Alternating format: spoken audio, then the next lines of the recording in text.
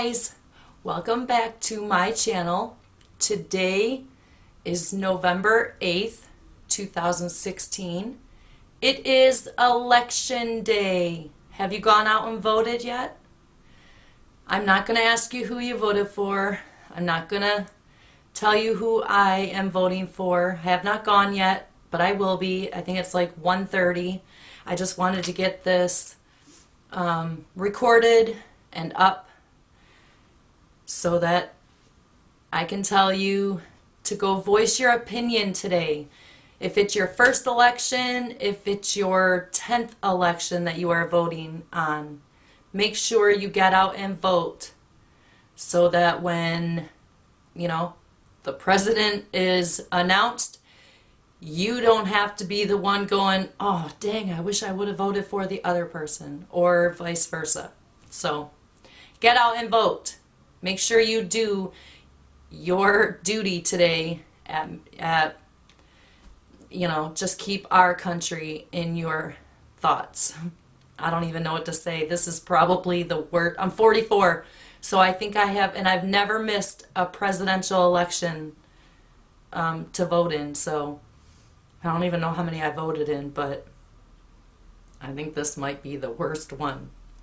But anyways, today, like I said, November 8th has a different meaning for me today. Today is the day 33 years ago my grandfather passed away from ALS.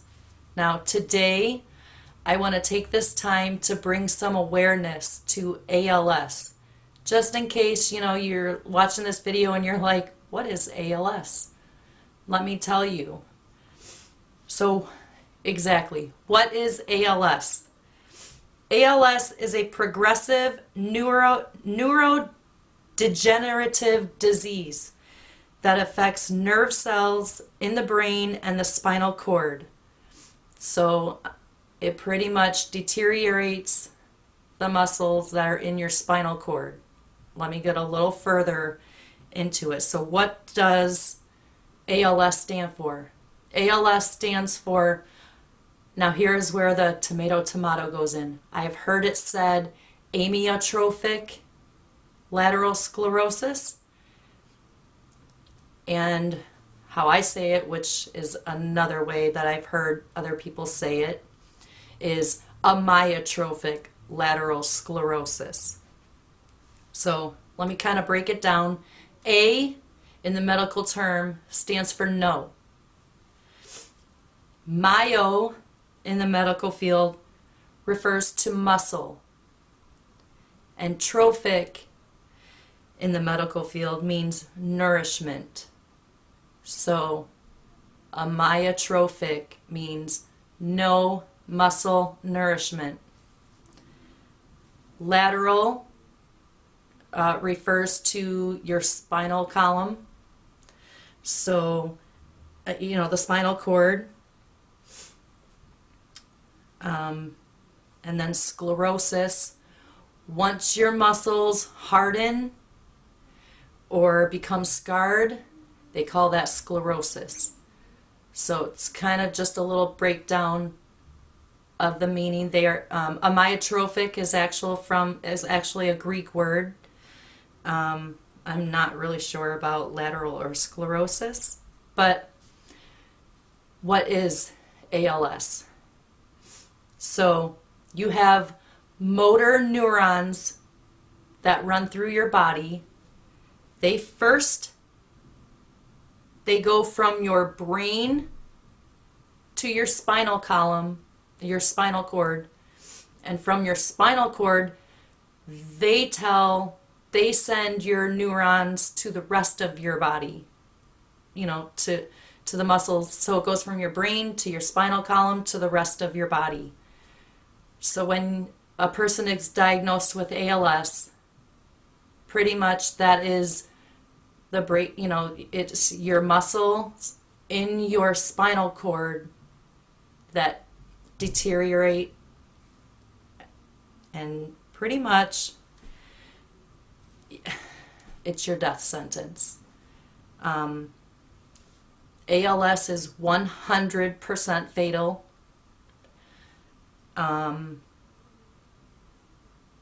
When you get diagnosed with ALS, those motor neurons that die, they don't have the ability to be sent anywhere. So when they die, you pretty much lose your ability to speak, to eat, to move, and then to not breathe. So pretty much the ALS affects your voluntary movements. So I mean, someone that has ALS, they have their senses. They can touch, though they can't move their arms. They still have the sensation, to touch. They can hear you. They can see you. They blink. That was how my grandfather passed away when I was 11. And I remember being with him. My mom was pretty much the one that took care of him, and my grandma, obviously. We lived the closest. My grandfather and my grandma had 3 children, and we lived the closest. So my mom was always there, which means we were always there, her kids. So I completely remember asking my grandpa questions, and he would blink once for yes and twice for no, because he could still blink. They have their taste, your taste buds, they don't go away, but you can't move your mouth to chew. Your brain is there. Your urge to go to the bathroom is still there, though you can't get up and go to the bathroom. That I'm trying to kind of give you an explanation as to, like how someone with ALS deals, because your brain is still there. Everything in your brain, your involuntary movements, they are all there. It's the voluntary movements that is affected with ALS, and your spinal cord and the deterioration of the muscles, and then with it not being able to send the neurons to the rest of the body, it's you pretty much die. My grandpa was diagnosed in early 1982 and passed away November 8th of 83. So he lived with it for 18 months. And that was in, the early 80s. So let me give you a couple facts of ALS. I remember as a kid when my grandpa was going through it, and I would tell people, my grandpa has ALS. Well, is it contagious? Are you going to catch it? Are you going to give it to us? No, ALS is not contagious. You cannot catch it from anybody. It's pretty much just something that you go through. I don't know how. No, I don't even think anybody at this point even knows how someone gets ALS. I don't know. I would like to know. 6,000 cases of ALS is diagnosed every year. That is 15 cases a day. 15 people a day are diagnosed with ALS. It can affect anyone. It doesn't matter if you're a man, if you're a woman, if you're black, if you're white, if you live in the United States, if you live in China, if you live in England, it doesn't matter. It's not racist. It has no gender, care. It don't care. Though I will say, ALS Cares, which is a part of the www.alsa.org, the ALS Association, they have a database called ALS Cares. In their database, 60% of ALS patients are male. Now more now, so in the 2000s, they're saying that it's mostly it's going to end up being half and half women and half men. More women these days are being diagnosed with ALS. And 93% in the database are white. So it is, generally, I guess, a white disease, but there are all kinds of ethnicities that are diagnosed with ALS. It doesn't even care your age. Generally, people diagnosed with ALS are between the ages of 40 and 70, with the average age of diagnosis being 55. But if you do your research, there are 20-year-olds living with ALS, 30-year-olds. I don't think I've ever seen or have read about anybody in their teenage years having ALS, but I have read stories of 20-year-olds having ALS. Once ALS starts, it always progresses. If you're diagnosed with ALS, it is 100% fatal. It takes away your ability to walk, dress, write, speak, swallow, and eventually breathe. It takes it away. But due to research and donations to ALS, the Ice Bucket Challenge, whether you did it or not, was a huge success to the ALS community. In late 1995, a drug was researched and was approved by the FDA in 1995, and it's called Riluzole. I might be pronouncing that wrong. Riluzole. It is for ALS patients. It is an anti-glutamate drug, and it has shown scientifically to prolong the life of ALS patients in their active time. Once you're diagnosed with ALS, you still have your movement. You still have, you can still do your day-to-day activities. It's as it progresses, it just takes away one thing at a time until you are. I remember my grandpa just sitting in a wheelchair, and that's all he did.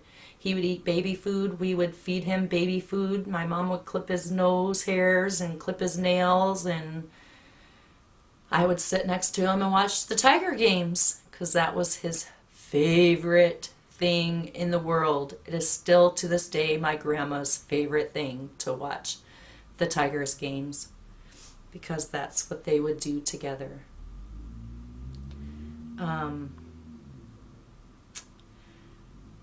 That's pretty much what I want to say right now about ALS. I probably have a long, drawn-out video. I know I like to talk, but I really, really think this needs to be, have more awareness out there, have more people talking about ALS. I usually only talk about it when it comes up to this day or my grandpa's birthday, which is January 8th. He would have been 95 this year if he would have, not been diagnosed with ALS. When he passed away, he had, him and my grandma had 3 children. So those 3 children went on to have 10 children, but when he passed away, he only had 8 grandchildren. My uncle had 2 more girls once, after my grandpa passed, so they never got to meet him. And then us 10 grandchildren went on to have 28 great-grandchildren for him. So, he would be so proud. I know he is just watching down on us and just so proud of the family that he started.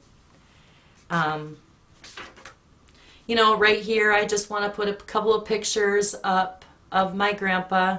And, you know, one memory that I keep here all the time was my grandpa loved to play the ukulele. And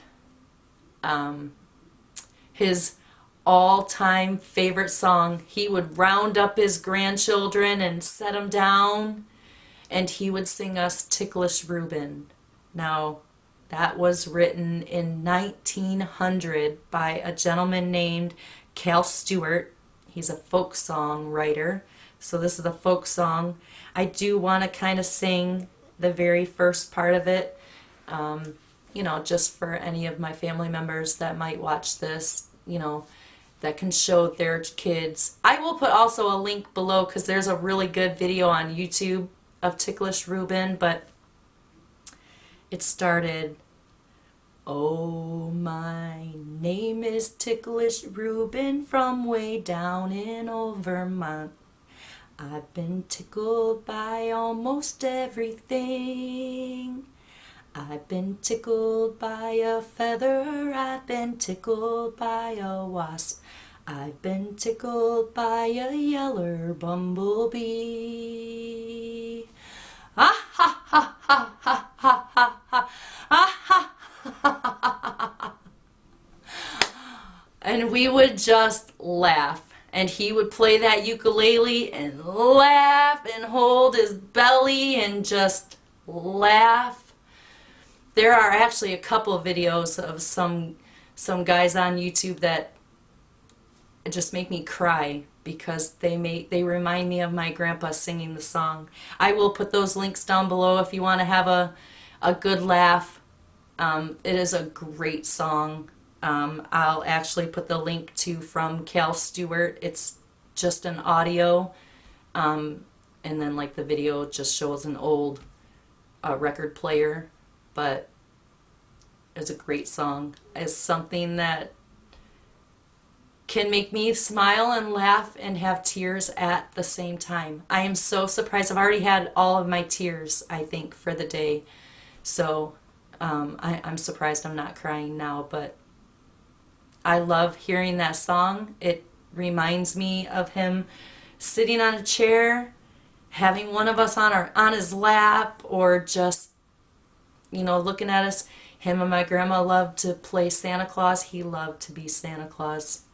Like, Christmas was a huge deal to them. Socks! I know if you're a family member of mine, you know what that means. Woo! Yay! Socks! All right. I know, I'm a talker. That's why I'm on YouTube. All right, so get out and vote. Hopefully you made it to the end of this video. You guys have a wonderful day. If you liked my video, if you want to know more about ALS, you can check out this website right here, www.alsa.org. And you can make a donation. You can learn more about ALS. Let's just bring some awareness. I don't know what else to say. So you guys have a wonderful night, and I will see you on my next video. Bye!